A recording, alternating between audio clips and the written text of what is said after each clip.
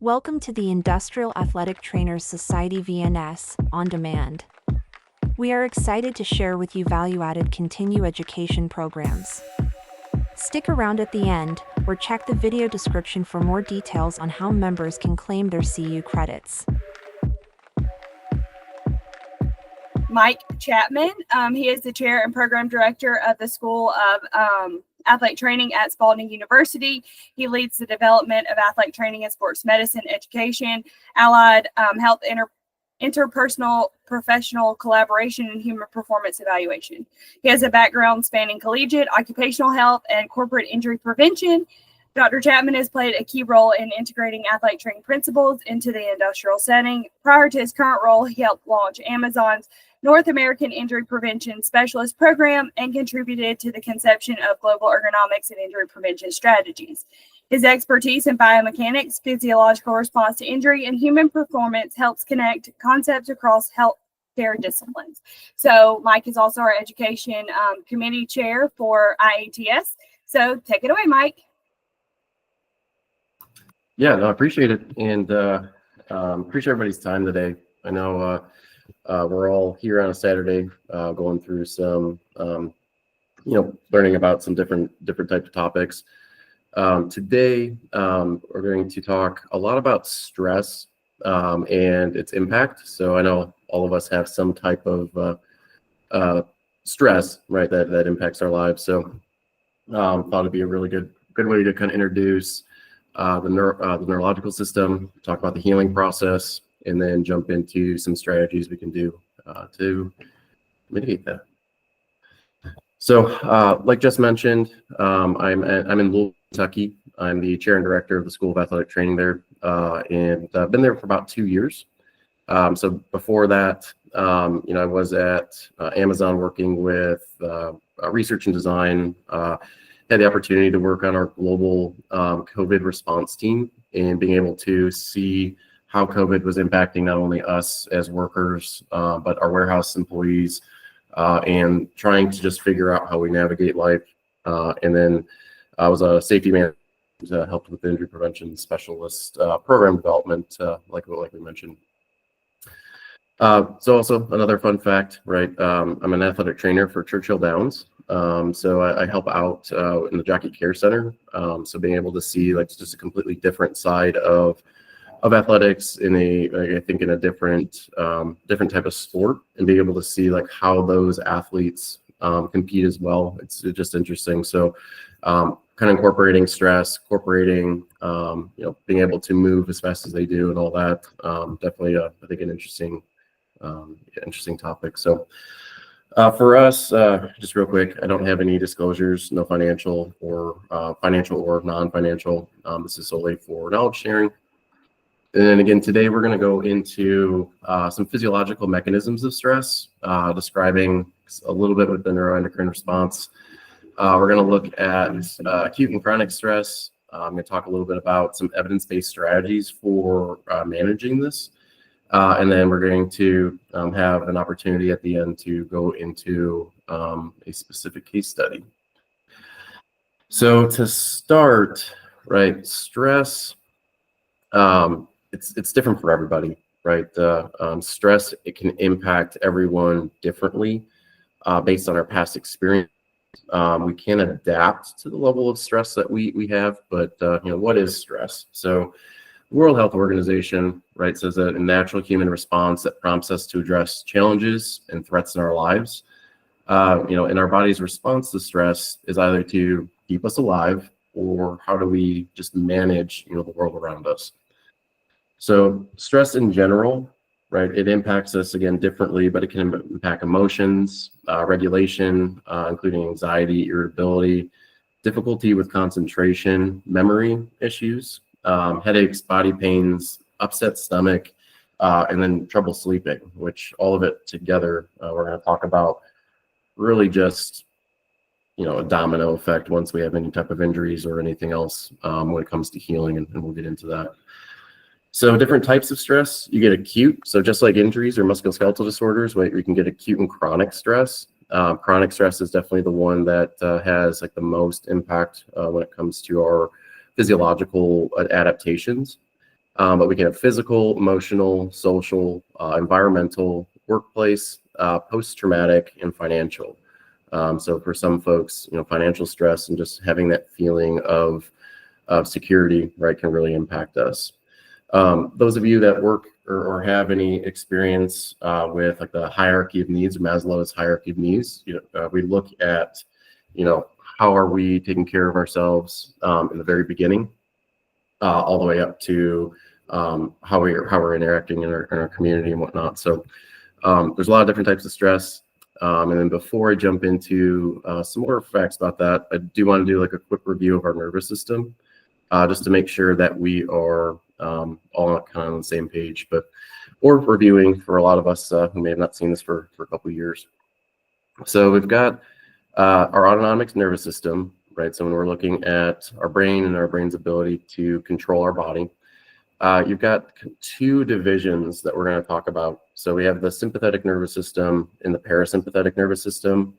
The sympathetic is responsible for preparing the body, and if we're being attacked by a bear, or if we're really stressed out, right? Our sympathetic nervous system is in this fight or flight response to make sure that we can act quickly and we can, again, run away or potentially fight.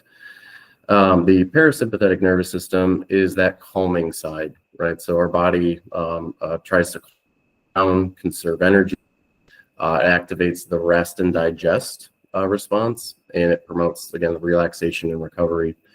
And our brains are, fascinating, right? And the fact that we still don't know a lot about it is truly interesting, that we're walking around here and we come up with all these different ideas, but we really don't have a true 100% understanding of how our brains really work. And with that, our brain is really, really advanced for us to be able to respond to this, but it's also pretty dumb, right? So we can't really tell the difference between getting attacked by a bear and looking at your financial records, or getting attacked by a bear, or I just slipped, tripped, and fell and I have an injury. Our brain really doesn't have a real good understanding of separating those differences. So this here on the slide, it really just, I'm not going to go into every single one, but when it looks at the differences with the sympathetic, again, fight or flight, or parasympathetic, the rest and digest, right? It's not going to be exactly opposite, but it's going to kind of go through and really impact us. So I'll talk about that. So some of the key differences, right? So the sympathetic, it can increase our heart rate or the force or cardiac output. It dilates pupils to improve vision, inhibits digestion. So we redirect energy through our body, and we basically take it away, right? So that we can send blood flow and other aspects with our body to be able to respond, right? Contract muscles and potentially run away. Increased breathing rate. So as we increase our oxygen consumption, right? That's happening because we're trying to metabolize either the free-floating sugar that's in our bloodstream, or any type of fat metabolism. So we need oxygen to get into that slow glycolysis phase. Stimulate and release of adrenaline and cortisol for energy. So this is, again, really good for short periods of time, but when we get into chronic stress, having adrenaline or epinephrine running through our system, it can really start impacting the overall physiology. It also relaxes the bladder to reduce non-essential functions during stress. On the opposite end, right, our parasympathetic, right, slows down our heart rate, constricts pupils back to just for normal vision, stimulates digestion, so the process of food and nutrient absorption, decreases breathing rate, encourages saliva production, and contracts the bladder to support normal elimination. So again, we're going to get into kind of the acute versus chronic, but you can kind of see how some folks who are constantly in this state of fight or flight, right, if we're constantly having high levels of cardiac output and increase in vasoconstriction associated with our cardiovascular system, we're not digesting as well as we should be. We're not sleeping, right, as well as we should be. and the amount of adrenaline and cortisol can really, really start impacting our lives. So when you're talking about performance, so there are when we're actually exercising and we're trying to do any type of physical activity, right? The cardiovascular system will increase the rate of contraction. It will increase force, and it also causes vasoconstriction, so that we have the ability to pump that blood throughout the body in a controlled manner. Metabolic, right? So for our metabolism, it does decrease GI mobility. It does help with lipolysis, so fat metabolism, glycogenesis, which is stored energy breakdown, and glyconeogenesis, energy formation from non-fat if we end up running through. So again, with our energy systems, we've got 3 energy systems. You've got your ATP PCR, which is going to be that stored energy in your muscle. We're going to have fast glycolysis, which will use the sugar that's found in your bloodstream. And then we've got slow glycolysis, which will be associated with either fat metabolism, or our body does have other mechanisms for us to break down other forms. Hopefully we're not, but sometimes we can break down muscle to create ketones, which then can be translated over into sugar. But everything breaks down to that C6H12O6 molecule. And for us, right, just making sure that we have enough energy to do, what we're trying to do. Fluid balance and thermoregulation. So we do increase sweating, increase renin or kidney functions, increase ADH, increase adrenal function, and it does increase coagulation. So if you think about coagulation, this is related to performance, but if we have this constant state of muscle contraction, this constant state of fight or flight, right, you can also see how some of that can start being a little bit of a problem for folks. On the other side, right, the parasympathetic does have a little bit of an impact, right? So does decrease the rate of contraction, slight increased rate of force and vasodilation, glycogen synthesis, which is the stored. So if we have, let's say that we ate too much, or we no longer need the amount of sugar that we might have in our bloodstream because of whatever situation, we can store it as fat. And then it doesn't have really an impact on your fluid imbalance and thermoregulation. So this would be more on the end side of once you're done exercising, going through whatever workout or job that you might be doing. So stress and healing. I'm going to again just do a quick background on the healing process. Make sure that we're again all have like that common baseline. But we've got 3 stages of healing. If anyone out there wants to argue that there's a 4th, right, I won't argue with you. But the very first phase, right, is that an initial response. But we've got the inflammatory response phase, the fibroblastic proliferation phase, maturation remodeling phase, and each step, right, it's not going to be I'm in this phase, then I'm in the fibroblastic repair phase, then I'm in the maturation phase. We're in this constant cycle of regeneration. So the inflammatory response phase, our job is to protect and identify. So kind of going back to a statement I said earlier, our bodies, and I think, the immune system and our body's ability to heal is just fascinating. But again, your body doesn't fully know like what's wrong with you. So once let's say that you fall on an outstretched arm, you hurt your hand, right? Your body treats that the same way as if you're in a car accident, or if you break a leg, right, or break one of your bones, right? It doesn't fully know. It just knows that something is wrong. So when you first hurt yourself, the very first thing, right, your body kind of tenses up. It says, okay, what's going on? Do I need to fight a bear or not?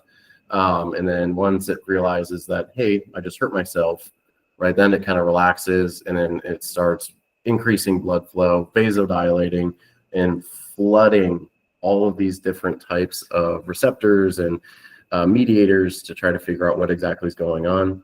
Right, we've got the 5 signs of inflammation: redness, swelling, heat, pain, loss of function. Again, doesn't have to be everything, but it could be some of those. And again, the main goal is to try and figure out, all right, if we have to start clotting, try to send all these scouts down to start waving the flag and communicating to the brain, okay, this is an injury, or it's an injury, and say it's in an open fracture. We also need, the immune response to come kill any type of bacteria or viruses that might be invading our body.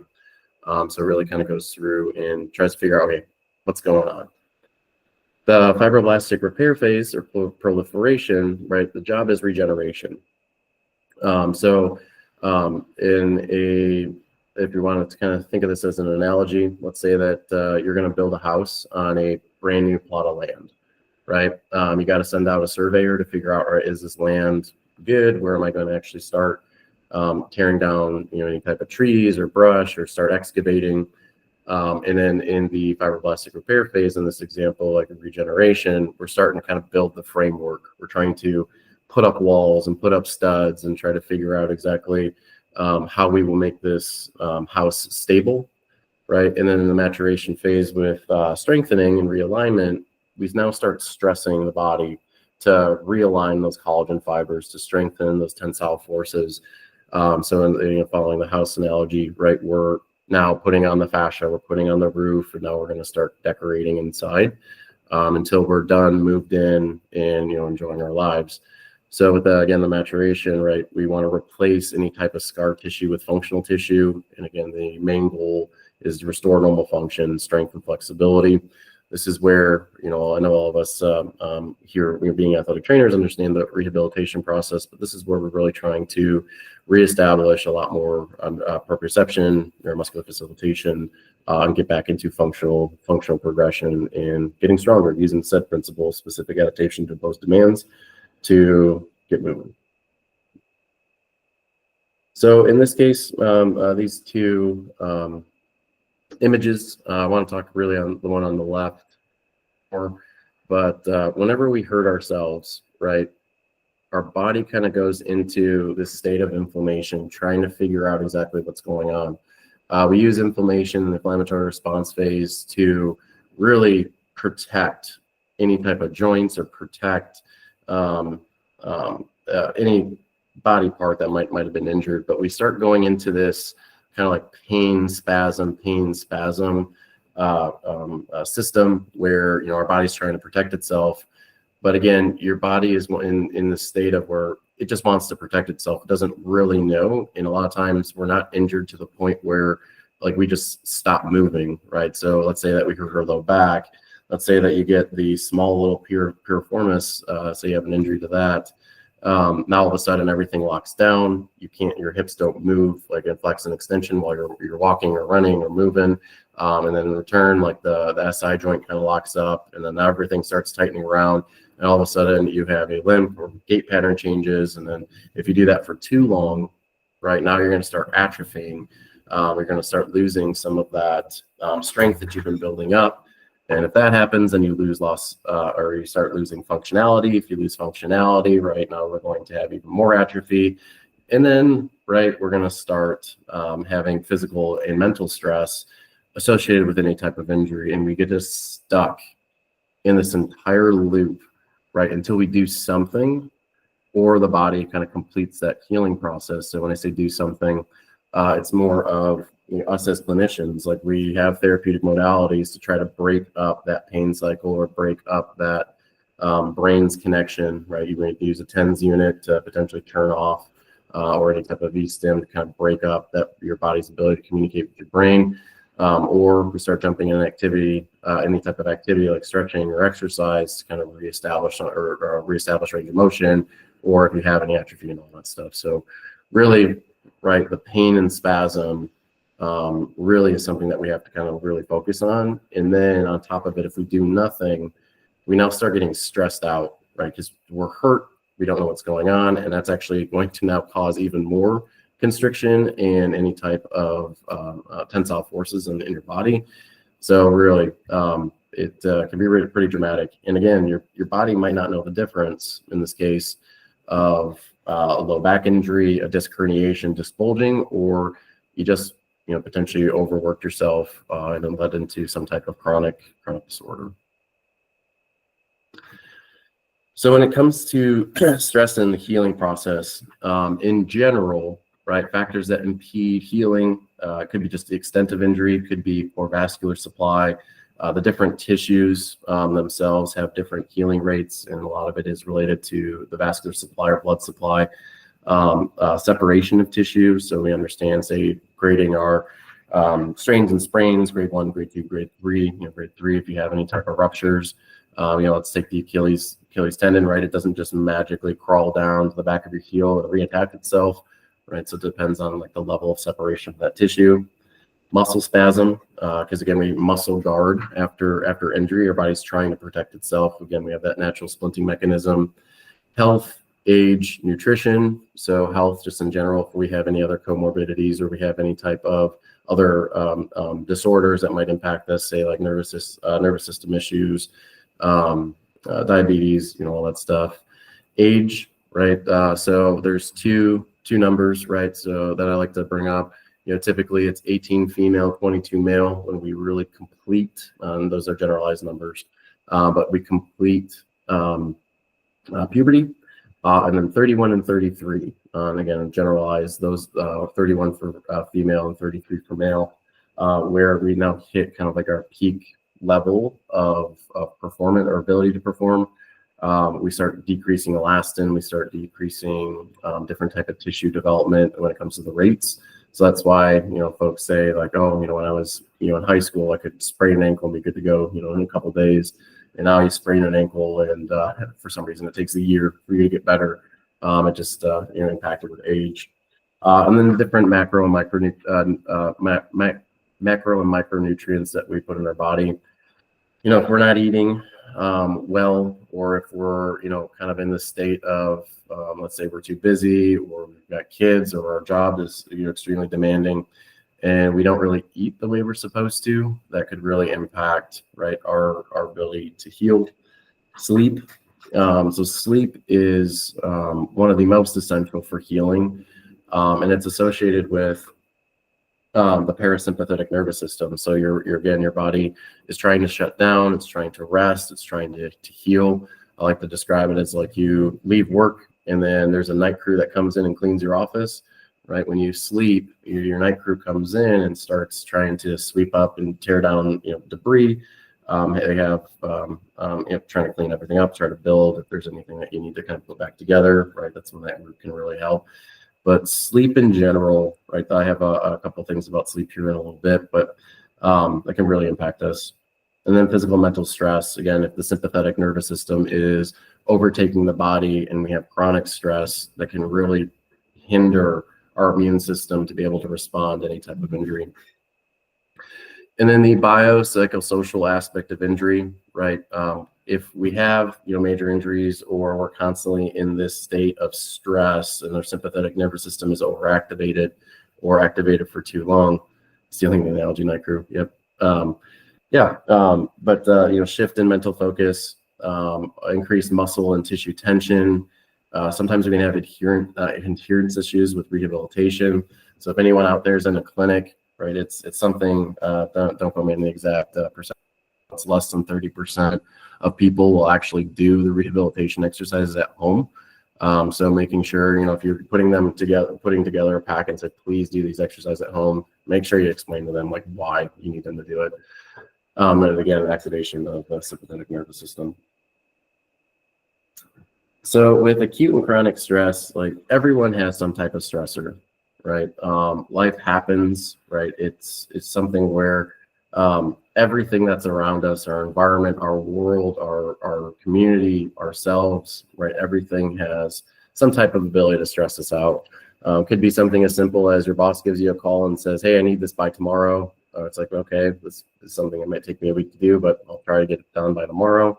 Or the wonderful, you get a call from your boss at 4 p.m. like, I need this, I'm going into a meeting, right? You have to scramble to put everything together.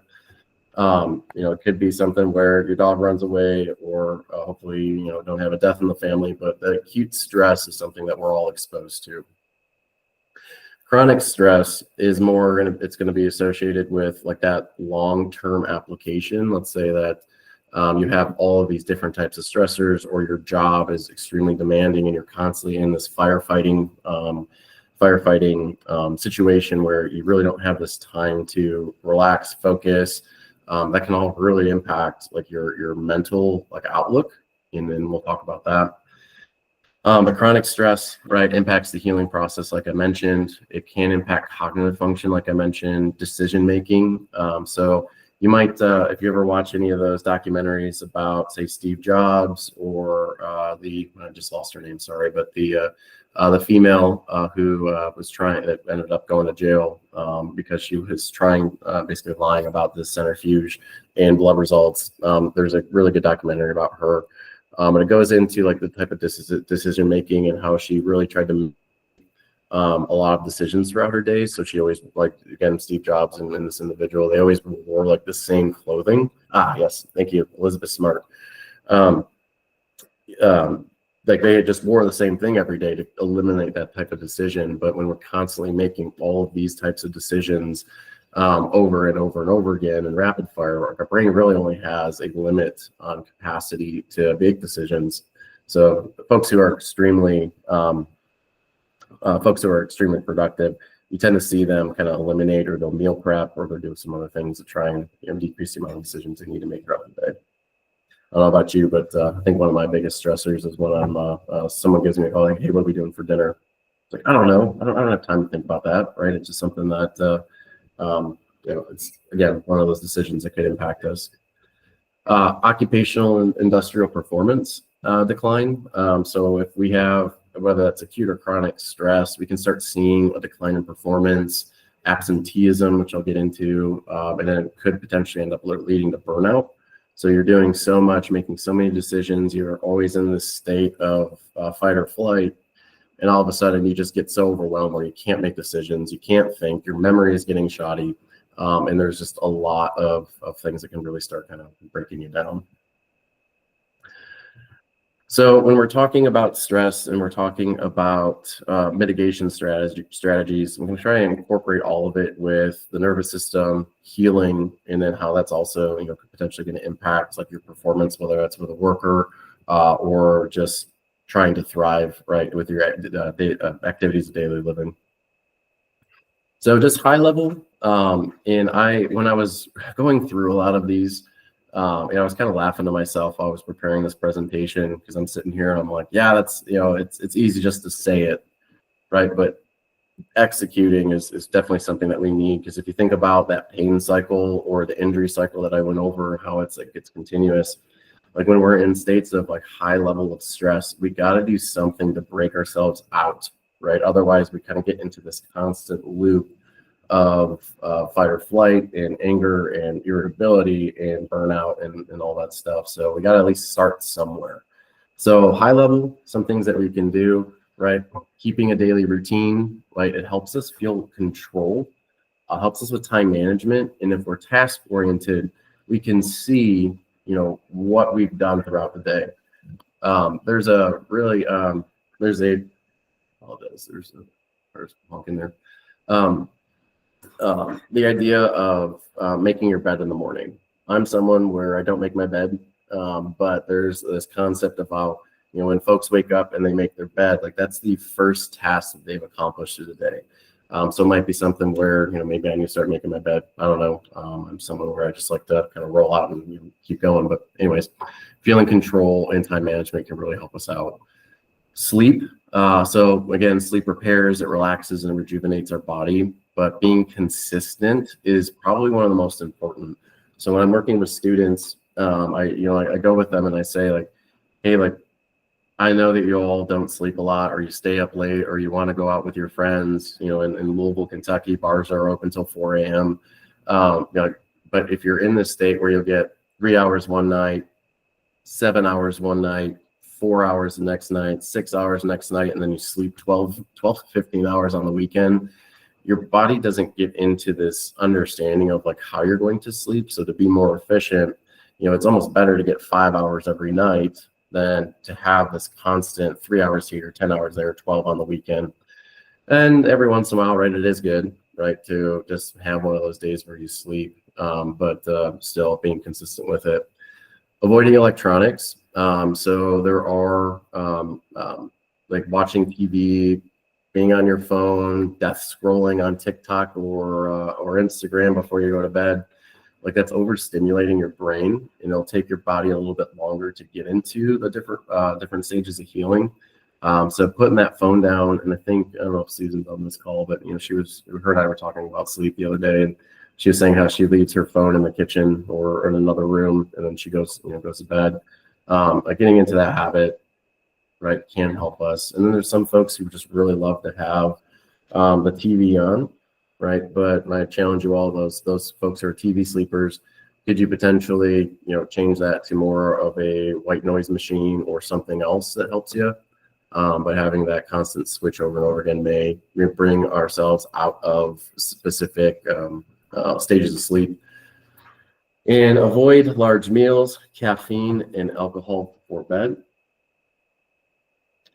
Which again can be challenging, but they say like eating a large breakfast versus a large dinner, or not eating dinner at 9 or 10 o'clock when you go to bed at 10 or 11.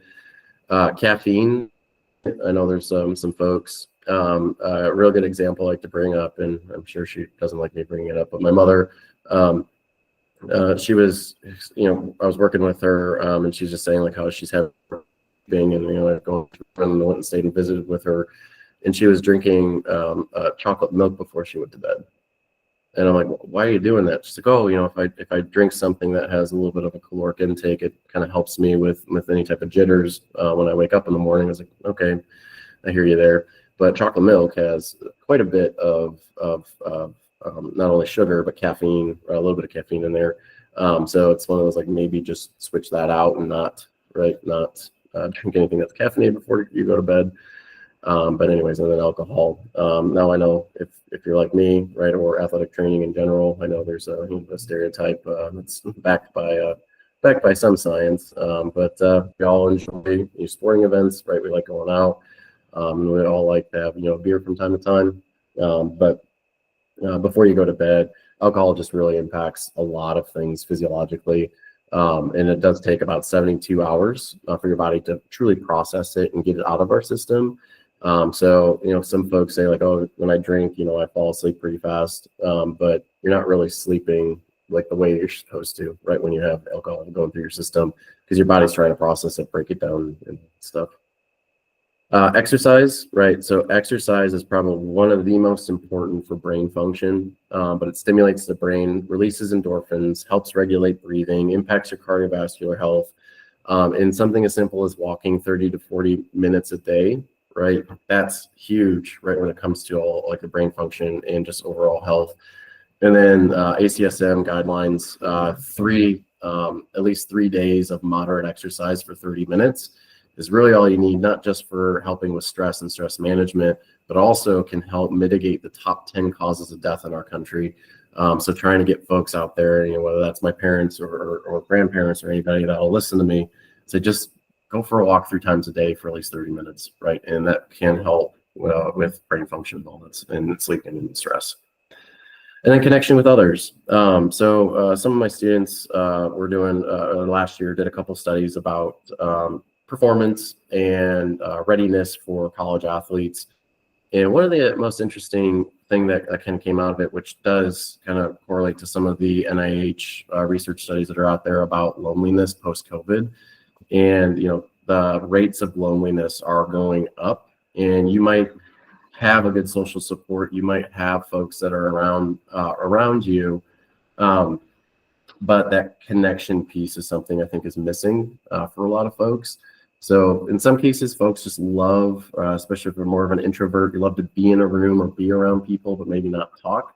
Like, that's okay, right? There's, if I'm ever with my significant other and, I come home from work, it's like, don't talk to me for an hour. Like, I want to be around you, but don't talk to me, right? So having that connection is just something that we all thrive for. We're very social beings. So stress and healing. So there's a couple different models, but the integrated model for response, right, biosocial model, there's 3 different phases. So autonomy, competence, and related. So if you're working with somebody with the rehabilitation process, like patient education, goal setting, SMART goals are definitely going to be one of those most important. So you can track your progress, creating some variety. So you're not just doing the exact same thing over and over again. That's great, not only for for mental capacity, but also just to get the different firing patterns going, right? Cross-functional design. Again, competence, patient education, goal setting, and self-talk. You got to break people out of this, whether that's us in general. We got to get ourselves out of talking bad, right, about ourselves. There's a really good book. I think it's called The Art of Happiness. The Dalai Lama and a psychologist from Harvard, they got together, were interviewing, and one of the most fascinating things in that book was he was talking about how the Dalai Lama goes across the entire world and interviews world leaders and all these folks. And he said that the United States, usually when he's traveling across the world and talking to these folks, he has got to teach those folks humility.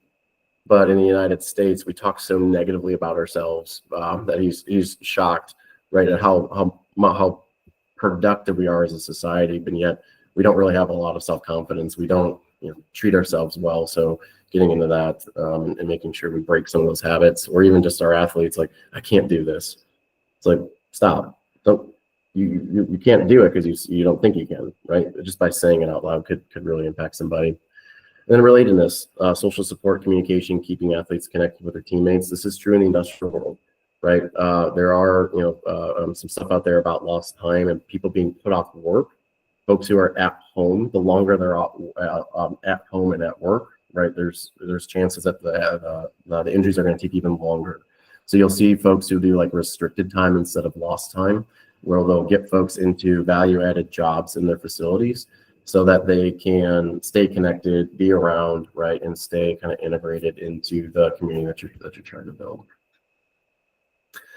Emotional response to injury. For this, again, we're looking at like early reactions to like that rehabilitation process and how this kind of help us understand what to look for, right, for folks who are starting to get really stressed out, because that's, again, going to start impacting epinephrine and cortisol and the sympathetic nervous system, and not be able to activate the parasympathetic that we desperately need for the healing process.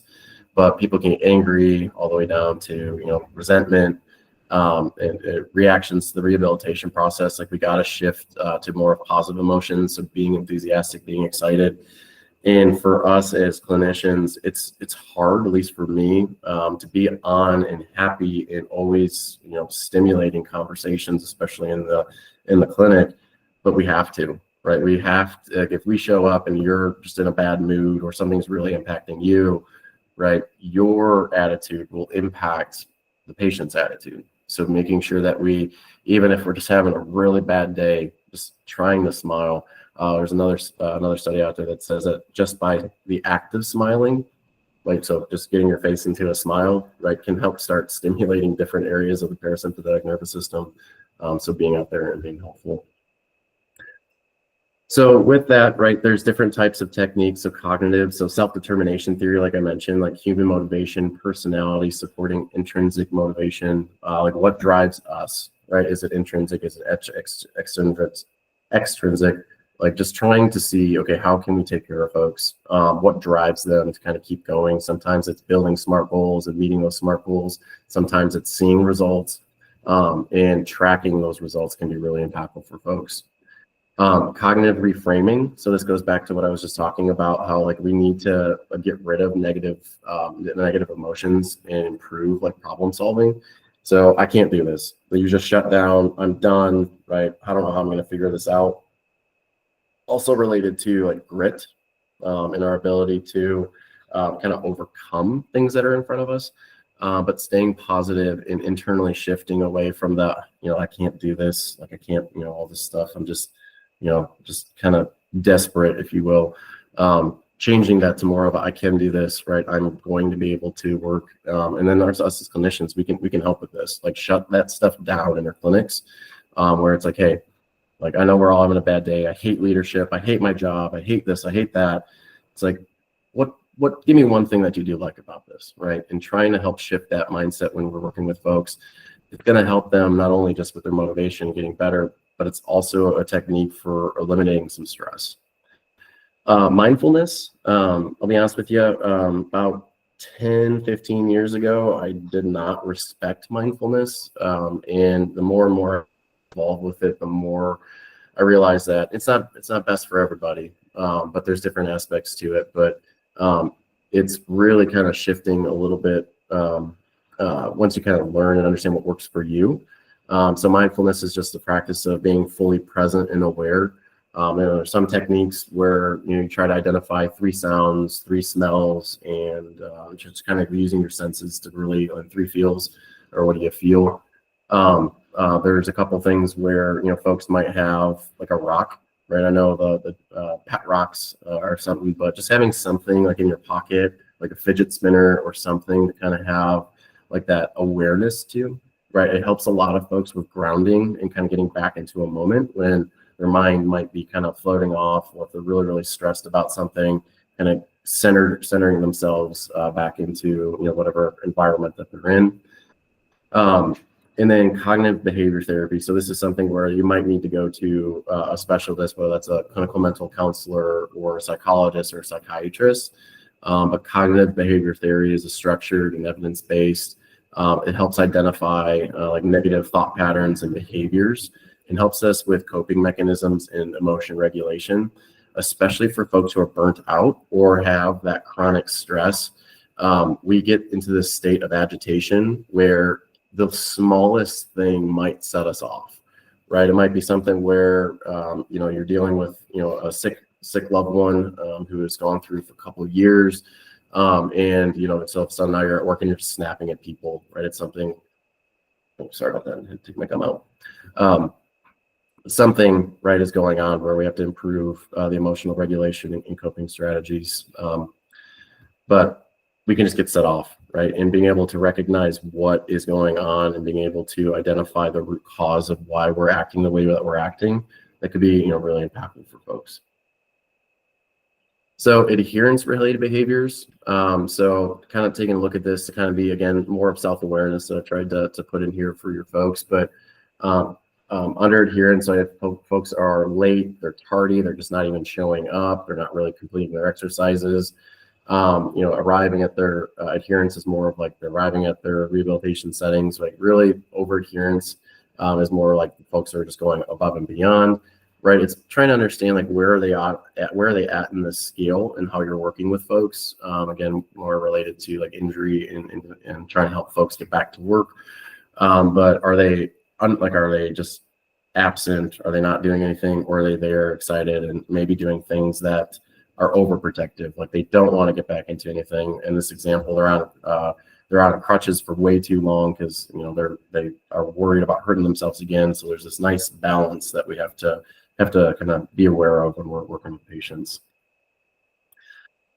And then physiological stress management techniques, deep breathing. I know it's something as simple as just taking a deep breath, but taking a deep breath activates the parasympathetic nervous system.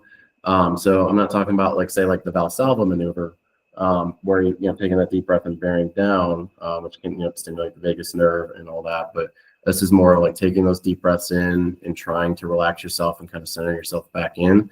You'd be surprised how easy taking a deep breath when someone's really, really stressed, like what that could do for you and how you feel. It helps you kind of shift out of that agitation and that irritability. Might have to have some biofeedback. So again, this kind of goes back to my comment about like the rocks or having a fidget spinner where your body is, you're kind of in the state of agitation, frustration, you're stressed, right? Having something to kind of help ground you again, get back into relaxation and recognize, okay, I feel this in my hand. Or you'll see folks who, if there's any Survivor fans out there, last Wednesday, there's a player in Survivor this season who she's autistic, and she told one individual that when she gets overstimulated, you'll see like it's something where for her, she told one person, like, if I ever get in this position, please grab my hands and squeeze them. And then for her, she did have an episode on the last Wednesday, and you could see just within just a couple minutes of how she's sitting there and kind of holding and squeezing her hands, how she just kind of came out of that, that type of stress and overregulation for her. One of the most interesting things that are coming out is nature studies. So there are a lot of studies came out in 2023 and 2024 about how just walking and out in nature or walking out like with trees, it's really interesting. But having like that, like say, like I'm lucky in Louisville, Kentucky, we've got Bernheim Forest down the road, and we've got a lot of parks that you can walk through. But there's a lot of studies out there that the like that visual and audio stimuli about just looking at trees, and not to be funny about it, but you've heard years and years about tree huggers, right? I'm not saying everyone needs to go hug a tree because it's going to help everybody, but being out in nature has been shown to lower cortisol levels, decreasing heart rates, and improving overall mood. And then art and music therapy. So one of our managers, she had a sandbox, and it had just like different things in there, and one of those small little rakes in her office. And you would be surprised every time I walked by that office, you saw somebody who was just kind of using that little rake and trying to make designs and art in the sand that was in that box. And then like for me, like even for me, like I just got so caught into it whenever I'd use it. I'd just be sitting there, and all of a sudden I'd realize I've been here for like 5 minutes just playing with this, my boss's desk. But that art and that music and that connection can decrease. Now, just calling out, there's music out there that can overstimulate us. So you just got to be careful. All right, and then human factors and ergonomics application. There's a couple things I like to call out for these studies when it comes to stress and stress management and helping mitigate to kind of help with performance and just overall just being happy. Poor lighting can contribute to eye strain, headaches, and fatigue. It's also linked to absenteeism. Excessive sound, exposure to high decibels activate cortisol and impairs concentration and fatigue. Our metabolic recovery allowance, so inefficient periods of break, especially with high exertion tasks, can cause mental and physical exhaustion. Vibration does stimulate sympathetic nervous system, so the fight or flight response. So if you ever, there was a facility that launched, and I think one of the pieces of equipment was too close, right, to this platform, and it's causing like a vibration. And you need to be careful with that because it can overstimulate folks. And then frequency and duration, right? So if we're constantly in this chronic stress state because we have to meet this production, we've got to get this project done, we've got to hit all of these metrics over and over and over again. Sometimes you have to take that step back, right, and making sure that you're not overloading yourself, your teams, or your workers. So key takeaways, right? Stress response and physiology, right? Fight or flight response, sympathetic nervous system triggers cortisol and adrenaline release. Chronic stress impairs recovery, increases in injury risk, and reduces our cognitive function, which also can lead to more injuries if we're not paying attention. Effects of stress on health performance, you got acute and chronic, right? Acute may enhance short-term focus and reaction time, but chronic can lead to musculoskeletal dysfunction, delayed healing, burnout, and all these other things that we talked about today. There are some evidence-based stuff out there, and my biggest thing for you all is it doesn't work for everybody, right? All of these different techniques, they're tools in the toolbox, just like therapeutic modalities. So for us, like what works for you, what works for people, and there's nothing wrong with just trying some of this stuff. And again, I think if there's one thing I can leave everybody, like being structured or trying to break that stress cycle is going to be one of the most important things that we can do, because you got to start somewhere. And sometimes chronic stress can really just debilitate ourselves, and we've got to get out there and we got to do something about it. Application for ATs in high stress environments, right? Again, we reduce injury risk by recognizing and managing stress-related physical changes. We got to implement something, whether that's for ourselves or for our people, or kind of pulling our patients, or working with HR, or working with your operations teams. When you're doing job hazard analysis and you're going through and you're trying to see, all right, what's the rate, or what's my expectation for this job, or how many projects does your project manager really have, and how many decisions do they have to make every single day, right? Taking a look at that stuff can really impact us, and we can really work with mitigating, right, some of those stressors in our lives to really kind of get us back and be able to regulate our emotions. So from there, just in case this didn't go very in case I didn't talk very long, I put a case study together, but for me, I wanted to make sure that we go through and give time for questions. So I will stop there and see, does anybody have any questions for me?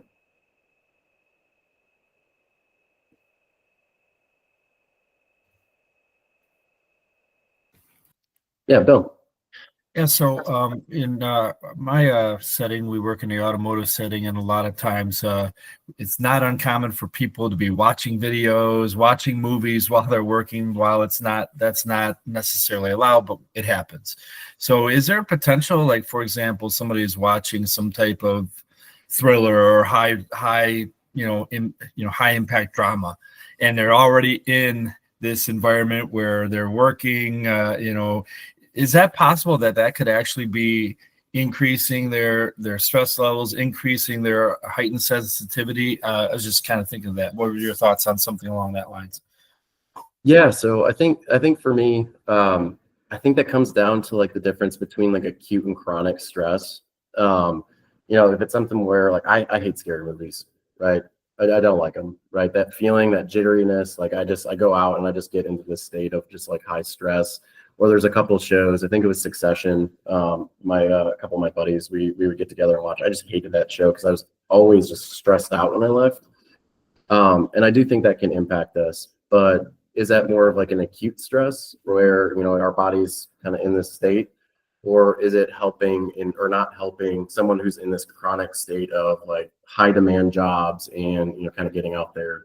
Now music on the other hand though, right? I think music could help us. When I was at Amazon, we fought having music or folks being able to have earbuds in. And I think when I just left, they allowed music to be, as long as they weren't like on a pit or in like high risk functions, they could have like earbuds in so they could listen to music.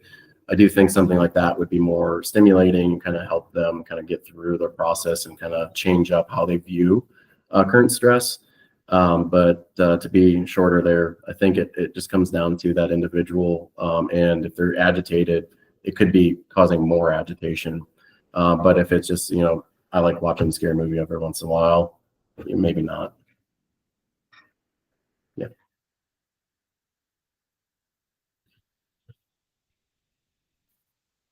Alrighty. Any other questions? Was this helpful? I hope it was. I have a question, Mike. Yeah. So what about like things like phone bans or stuff like that to keep personal stress from becoming part of the workday? Did you say phone stress, or did you say phone? Phone bans, like jobs that don't allow people to have their phones at all, right? So they're not dealing with a lot of the drama and things that they may have going on outside. I've had some sites that have done things like that. Now, obviously, if you were like, hey, a family member is sick, like I'm waiting for a call from them, then your supervisor could hold your phone or like something. But what do you think about those kind of initiatives? The more and more I'm looking into this, because I'm really kind of fascinated with burnout and trying to kind of get back to, or try to help folks kind of get back to like their normal baselines after being burnout.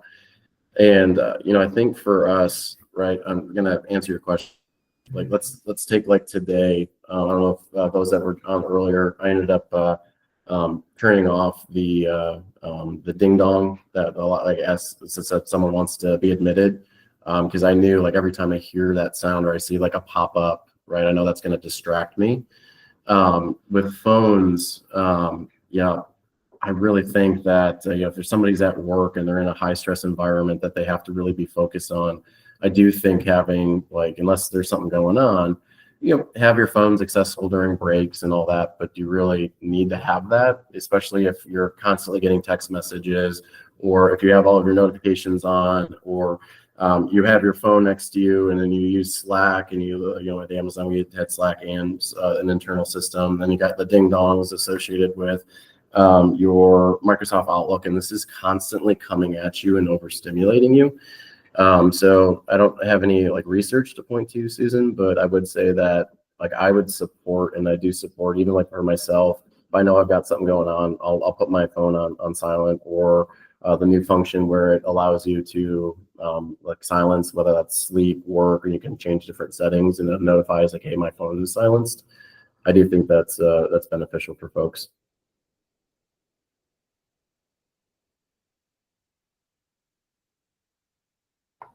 Awesome, thanks. Yeah. Ready? So I'll stay on. Ask, or if anyone has any additional questions, then I'll. Hey, Mike, there is a question in the chat. Do you have recommendations of what to advocate for employees that are in chronic high stress environments to help them reduce stress?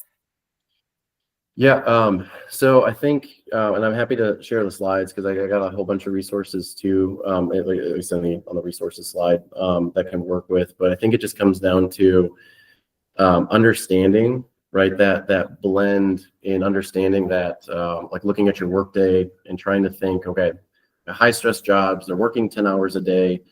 Like there is a lot of science and a lot of resources out there that shows that taking frequent breaks.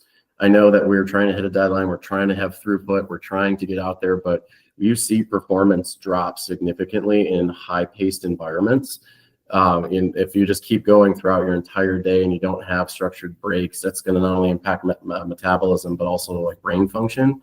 So I'd actually challenge to say, like, if you don't have like these like different types of resources, you don't have anything in your workplace efficient, and a lot of times for employers and leaders and operations and folks who run the business, and our job is to protect people, or the safety side, you might have to start with a pilot program. Like I think for me, I could never really convince anybody right away, but the moment I piloted and I had some results, people were shocked, right? Same thing like that example with music.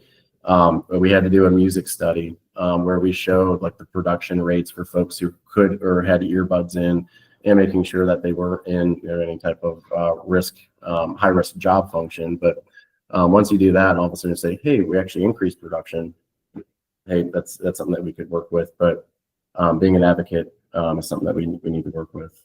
Yeah, I hope that answered your question.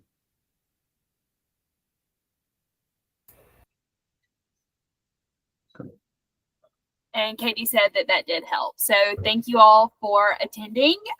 We will have another session. There's a few minutes between the next session.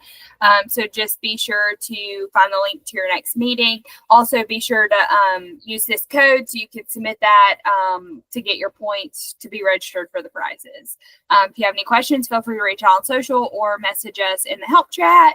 And thank you for joining VNS. Thank you, Mike, for that wonderful presentation. This concludes the IETS On Demand Continuing Education Program video. To claim your CU, you must be a member of the Industrial Athletic Trainers Society and complete the From Claim Your CU found in the YouTube description. If you have any interest in learning more about what the Education Committee has to offer, reach out to the email address on your screen. If you would like to volunteer your time to speak on a topic that interests you, please reach out. Thank you and stay safe.